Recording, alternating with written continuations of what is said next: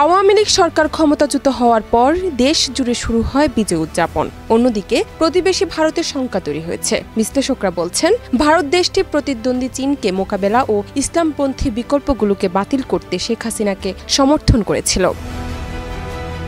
শেখ হাসিনার নেতৃত্বাধীন আওয়ামী লীগের সঙ্গে মোদী সরকারের ঘনিষ্ঠ সম্পর্ক রয়েছে, তাই শেখ হাসিনার আকস্মিক এই পতনে ভারতকে কঠিন পরিস্থিতির মুখে ফেলেছে। ঢাকায় শেখ হাসিনা প্রতিদ্বন্দ্বীরা ক্ষমতায় আসার পর পুরনো সরকারের প্রতি ভারতের সমর্থন এখন তাদের জন্য বিপর্যয়কর বলে প্রমাণিত হচ্ছে। তাই বর্তমানে এই পরিস্থিতিতে দেশটি কূটনৈতিক দ্বিধার মধ্যে পড়েছে।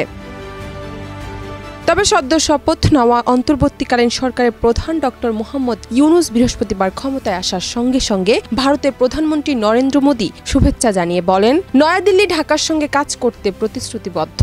অন্যদিকে চীনও ঢাকার নতুন কর্তৃপক্ষকে স্বাগত জানাতে তৎপর ছিল।